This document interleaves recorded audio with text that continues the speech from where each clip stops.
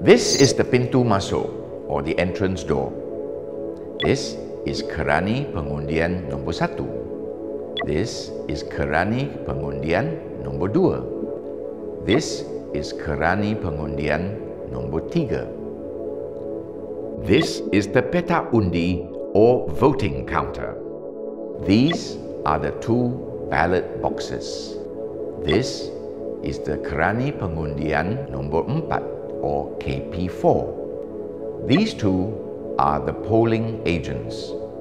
This is the ketua tempat mengundi or the presiding officer. And this is the exit door or pintu keluar. Langkah pengundian. Pertama, sila masuk apabila dibenarkan. Kedua, serahkan kad pengenalan dan slip simakan kepada kerani pengundian pertama. Tunjukkan tangan untuk diperiksa. Ketiga, bergerak ke hadapan kerani pengundian kedua. Letakkan tangan di atas pad dakwah kekal untuk jaritan jari dan tunggu nama anda dipanggil. Keempat, dapatkan kertas undi daripada kerani pengundian ketiga. Kelima, maju ke petak undi dan tandakan X pada ruang calon dalam kertas undi anda. Pilih satu calon sahaja.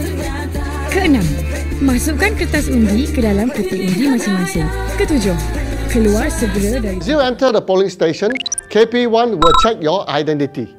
Based on Form A of the Registration of Electors Regulation, it should be a My card, a police card, a military card, a temporary IC or a passport.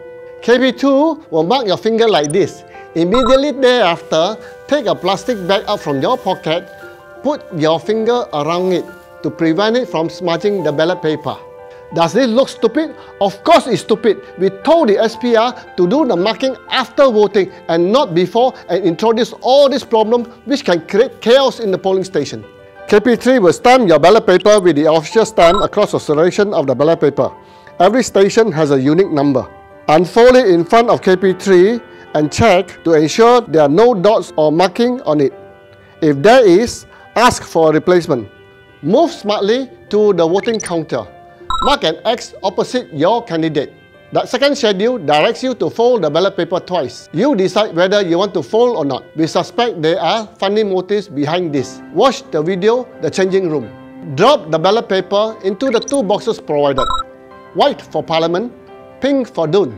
Don't go home. Stay around the polling centre to help guard against phantoms and packs. Your presence there will be great comfort to the Pachabas serving inside the polling centres.